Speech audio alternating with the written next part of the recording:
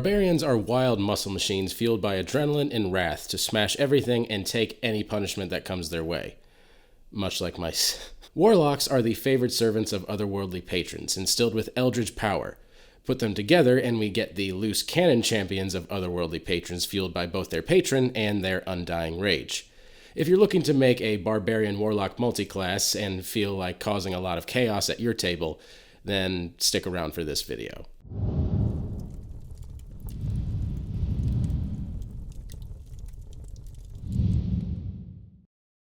Both Barbarians and Warlocks are very common multi-class character picks in 5th edition, since they both get so much of what makes their class tick in the first few levels.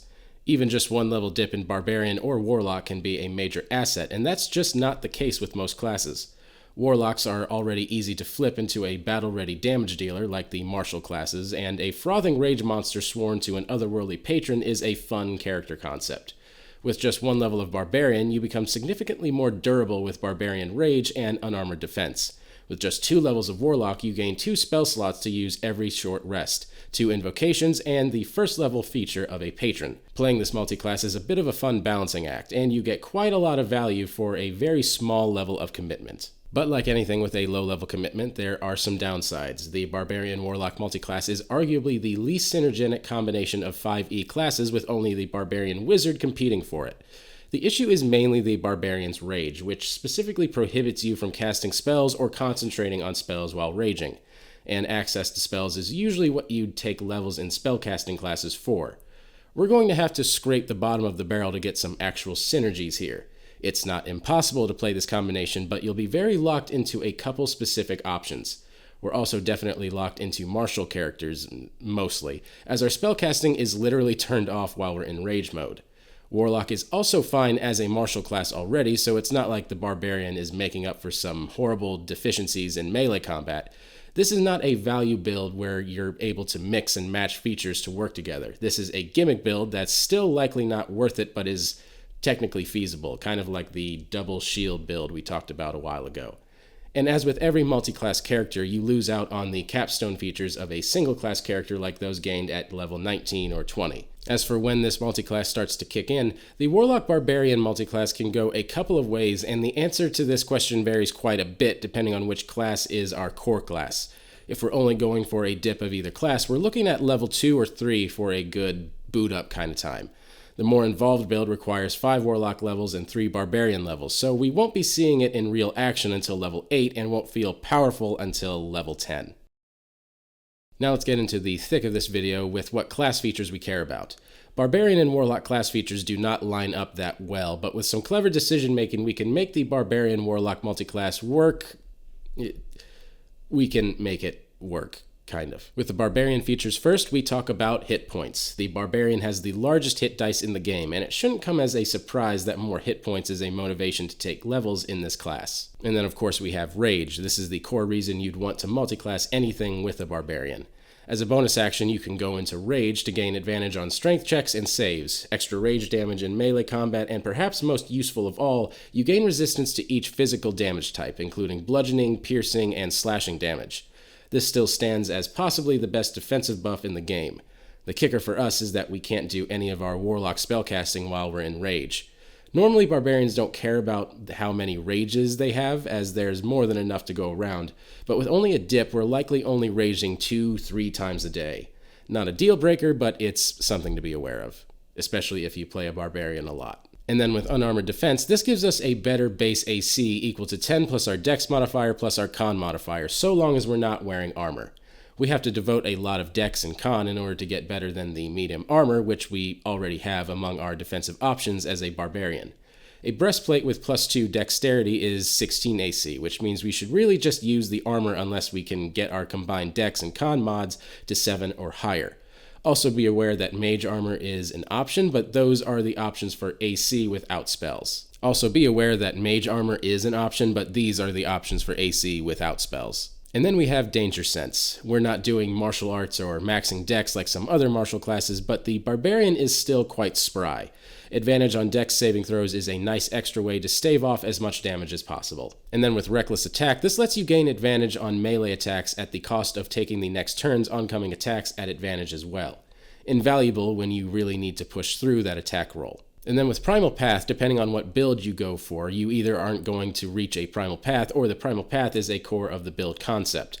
We'll go into them in more detail, but for now, just know that the 3rd level Primal Path feature can potentially factor into the build. And then when it comes to extra attack, this will only be reached in builds where you're primarily a Barbarian, but an additional attack is always a key feature for any sort of martial build. And now moving on to the Warlock features, we of course have Pact Magic. For a completely spell-free class like Barbarians, having 1 or 2 extra spell slots to spend every short rest can be very useful. We're largely stuck casting out of combat spells since it doesn't work in Rage, but there are still a few options that can greatly help out a primarily Barbarian strategy. And then with invocations, while you can't cast spells in Rage, you can use a lot of the invocation options as they're either static features, buffs, or use your spell slots for alternate abilities. Moving on to patrons, Warlocks gain their archetype at 1st level, and we can get some pretty powerful features from them with just a single level dip. Particularly for builds that focus on Barbarian, which 1st level patron features and what additional spellcasting options we snag are very important. And now for getting into actually building this thing, we need to start with the most important question: which class should I start with? You get some slightly different proficiencies and saving throws in multi-class builds depending on which class you start with. In this case, the correct choice is pretty firmly that you should start with a Barbarian class level. Taking Warlock first means missing out on medium armor proficiency. You don't get any extra proficiencies by starting with one or the other, just different skill list options for skill proficiencies. The saves are arguable, as Barbarians get proficiency with Strength and Constitution saving throws, while Warlocks get Wisdom and Charisma. I know many tend to value Constitution more so than Wisdom, but they're both good saving throws worth having, and both options are valid since neither gains additional proficiencies. Note that the Hexblade Patron also provides you with medium armor proficiency. So if your build is taking Hexblade, you can start with either class and you don't have to miss out. And now let's move on to ability scores. Barbarians normally are all about the physical scores and care about Strength, Constitution, and to a lesser extent, Dexterity. Warlocks are just adding the Charisma score to this mix, but this still means that we have 4 ability scores to care about, which is a little bit of a stretch. You'll need to try and get maximum value out of the extra ability score increase from your race, so make sure that you get some combination of that. Each of our builds are going to need to drop or at least minimize at least one of these ability scores, and it's a different score depending on what build we go for. If you're focusing on Barbarian and just dipping into Warlock, you can drop Charisma all the way down to just 13 or 14, since most of the features we'll be snagging don't actually use the casting stat. If you're focusing on Warlock and just dipping into Barbarian, you can drop Strength all the way down to 10. I wouldn't take a negative in it, but you don't need much for melee combat. Now, if you're going for the deeper builds with 5 or more levels in each class, we're going to be in a bit of a pickle. You'll want to start with a 14 in Dexterity, Constitution, and Charisma with a 12 or 13 in Strength. When you gain your 4th level ability score increase, you'll need to pump Strength up to at least 16 or else attack rolls will drop off. This will correspond fairly well to the shift from Warlock to Barbarian levels, so just trust in the process for now. Now let's talk about some multi-classing equipment, because we have a few defensive options here. Warlocks are normally stuck in light armor, but we also get shields and medium armor proficiencies from Barbarian. I've seen some people work to gain heavy armor proficiency on this type of build, but I don't really see the value in that. Normally for Barbarians, I'd recommend rocking no armor at all and using unarmored defense, and if you're almost entirely Barbarian, that's still the way to go.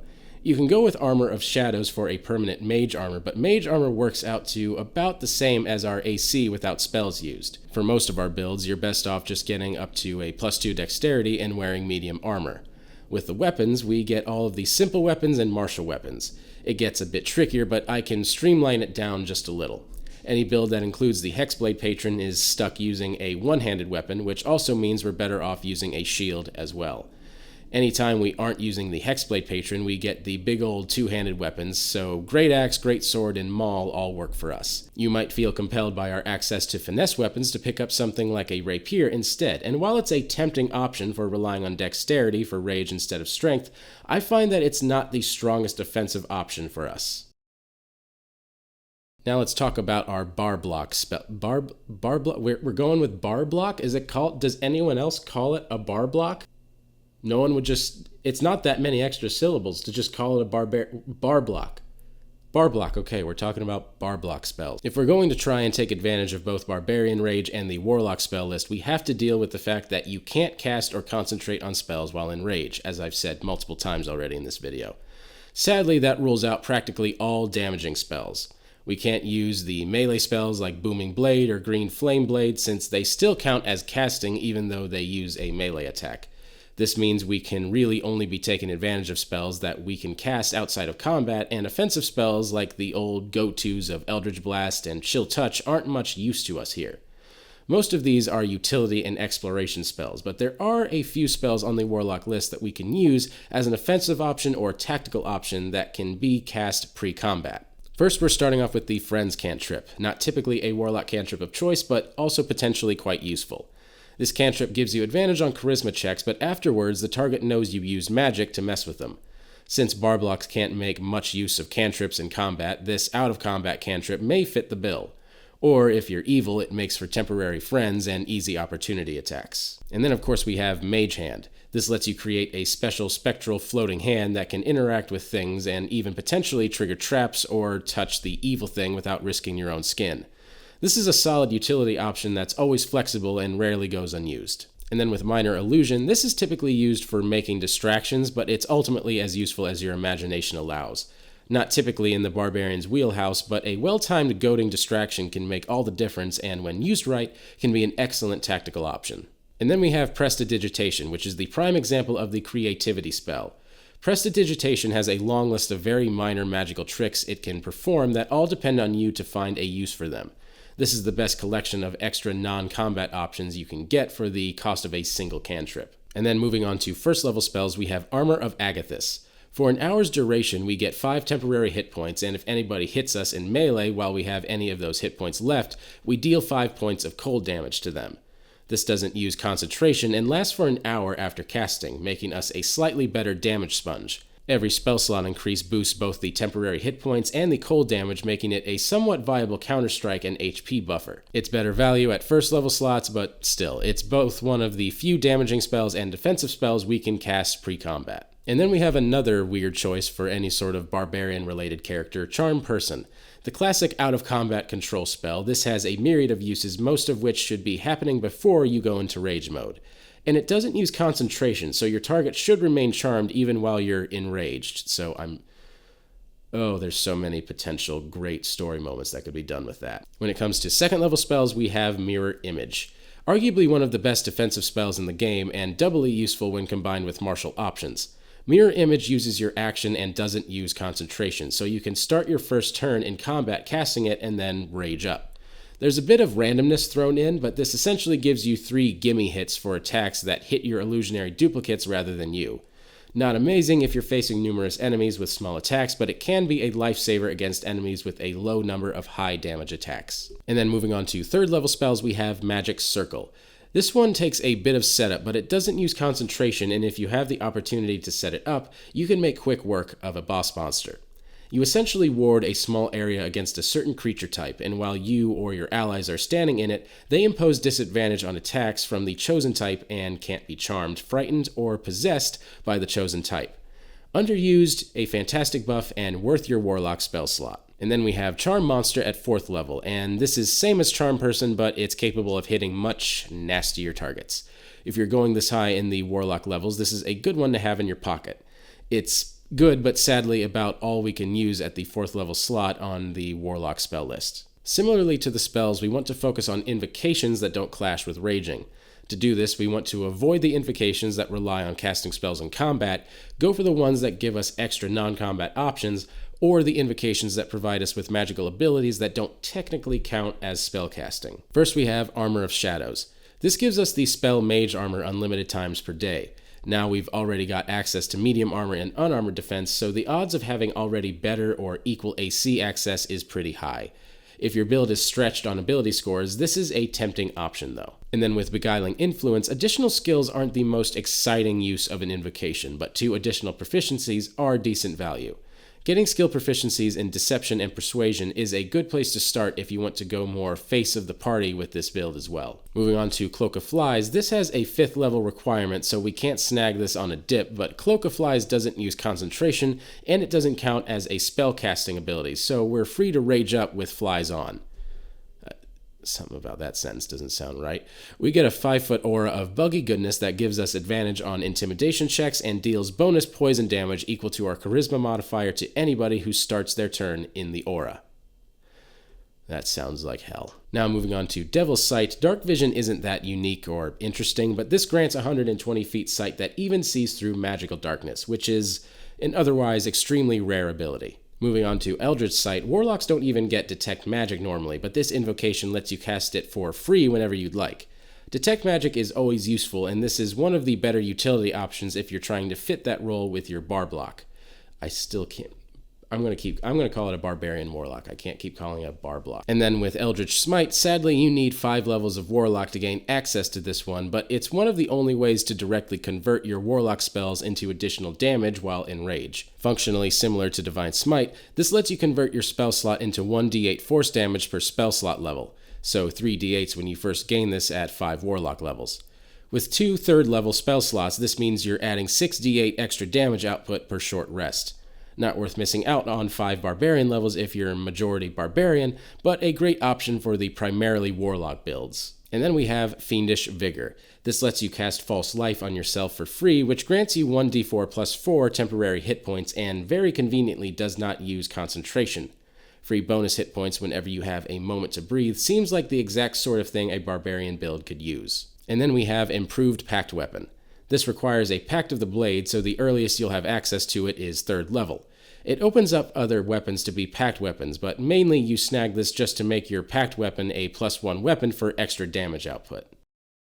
Now let's finally get into our different Barbarian Warlock builds. We've got 3 wildly different builds that can make this otherwise unwieldy combination kind of come together. First we have the Benevolent Bar Block. It's an odd dip, but just 2 levels of Warlock can give our Barbarian access to a great big pool of healing to make us an incredible damage sponge. To start, we need 2 levels of Warlock, and we want to choose the Celestial Patron and make one of our 2 invocations Fiendish Vigor. From that point on, we exclusively take Barbarian levels, and we want to take the path of the Ancestral Guardian. This gives us a total class level split of 18 levels Barbarian and 2 levels Warlock. If you're wondering how this works, essentially, we can't really use our spellcasting in combat, but there's nothing stopping us from healing up ourselves or our party members after the fighting is done. The Celestial Patron's additional spellcasting options gives us Cure Wounds as a Warlock spell. This means for every short rest, we can use our 2 first-level slots for healing. We also get the Celestial feature Healing Light, which is a very similar way to Paladin's Lay on Hands feature, which gives us a dice pool of healing we can use to heal ourselves or our allies as a bonus action.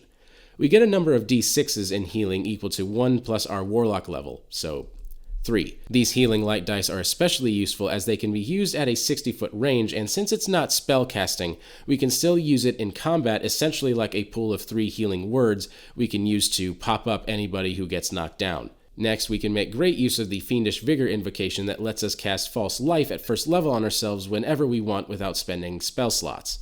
A first level False Life gets you 1d4 plus 4 temporary hit points that you can use to heal yourself, and since it doesn't use concentration, you don't lose them while in rage. Finally, by taking the path of the Ancestral Guardian, we get all of the smashy goodness of a Barbarian, but with extra defensive measures for our allies through the Ancestral Protectors and Spirit Shield features. Ancestral Shield essentially forces enemies to attack you instead of your squishier allies, and Spirit Shield lets you prevent incoming damage for them. I'm willing to guarantee anybody that plays this build will have 1 point during their session where they go, yep, now that's a tank. Next up we have the Barbarian. This build is incredibly simple compared to the others because we're only taking a single class level in Warlock and the rest of our levels in Barbarian as our primary class. If you want to pick up the invocations in another spell slot, you can take an extra level in Warlock, but that's a matter of taste, really. We're doing this specifically to pick up the Fathomless Patron and the first level ability Tentacle of the Deeps. Tentacle of the Deeps functions a lot like a spell's spiritual weapon. We get to summon an ethereal tentacle as a bonus action and get to make a bonus action attack with it every turn. Barbarians don't have a lot of use for their bonus actions after the first turn at Rage, and this 1-level dip gives us consistent damage every turn using our bonus action. Anybody we hit with the tentacle also has their movement speed reduced by 10 feet for a turn, which gives us an interesting opportunity to keep enemies within reach. By reducing a creature's speed, we can essentially keep it in range every turn, and we can often force attacks of opportunity.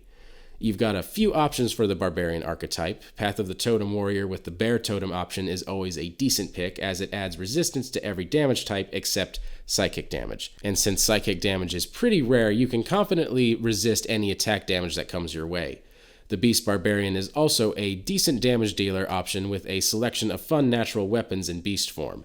The natural weapons don't do much in terms of damage, as I'm sure that comes to a surprise to no one that's used natural weapons before, but we also get a 40-foot swimming speed and the ability to breathe underwater from the Fathomless Patron, which may be useful depending on your campaign, and is just awesome no matter what your campaign is. With the form of the beast, we can also get a climb speed so we can remain mobile in any terrain and in our beast form. And then we have our Hexbarian build. As a complete flip from the previous builds, we're only dipping our toes into Barbarian for a single Barbarian class level, with the rest going towards Warlock levels as our core class. You'll likely have seen these elements before, but you'll want to take the Hexblade Patron along with the Pact of the Blade for a full martial Warlock strategy. We're essentially just taking a level of Barbarian for Rage to solve one of the biggest Blade Pack strategies, which is survivability. Resistance to physical damage keeps you swinging a heck of a lot longer than a full Warlock build. The trade-off here is that the lack of casting in combat is definitely going to come up.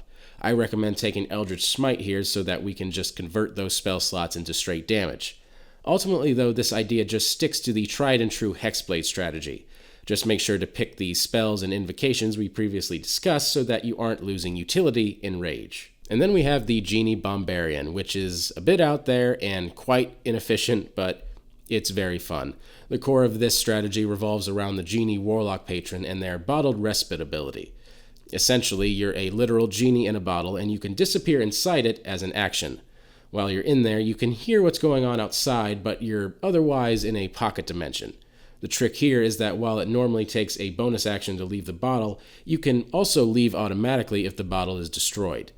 And don't worry, our vessel just takes an hour-long ritual to replace at no cost. Essentially, what we want to do is choose a vessel that is particularly fragile, like a glass bottle, and then we can strap it to an arrow or some other projectile, and we basically have one of our allies fire us as an explosive device with a barbarian inside. Note that if your DM hates fun, they might hate and stop this, but rules as written, even if they impose disadvantage for the bottle being attached to the arrow, should be able to fire and smash wherever it would, hit the ground, and longbows can fire up to 600 feet, so you guys can see where I'm going with this. Worst case scenario, your vessel can just get lobbed like a grenade and can't be tied to anything. However, I would struggle to think of a time I would tell my party no to something this fun and creative. Okay, so we've turned into a projectile. Now what? First, we can't cast spells without our vessels, so all of our spell slots should be used on buffs that last without concentration, like Mirror Image or Armor of Agathis.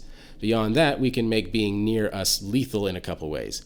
Firstly, we can take the Path of the Storm Herald and choose the Desert option. That deals a few points of additional damage to everybody within 10 feet of us on the turn we rage, and on every rage turn as a bonus action. Next, we take the Cloak of Flies invocation, which has a very similar but shorter range effect for bonus poison damage on everybody near us equal to our charisma modifier. We're also chopping people up a bit better thanks to Genie's Wrath ability that essentially adds extra rage damage equal to our proficiency once per turn. And once we get up to 6 Warlock levels, we snag an elemental damage resistance and a flying speed. To make this insane Barbarian projectile work, I recommend a split of 14 Barbarian levels and 6 Warlock levels. Is this a mathematically efficient build for damage output as its effective level? Absolutely not whatsoever, but is it fun? Yes. This is definitely one of those multi-classes I would love opinions on down in the comments, because I feel like I've stretched the concept as thin as I possibly could here in this video. But did I mention that you could turn yourself into a projectile genie? Thank you guys so much for watching. I really appreciate it. Be sure to like and subscribe because we're putting out new videos all the time, and we love hearing about what kind of videos you'd like to have from us and things like that. So please leave comments down below as to what you'd like to see from us. We also have a Kickstarter at the beginning of 2023 that you can read about down in the description and a link below. And if you guys are building any sort of Barbarian Warlock Multiclass characters, I would love to hear about them down in the comments. Thanks again for watching. My name's Patrick Ferguson from Skull Splitter Dice, and until next time, farewell.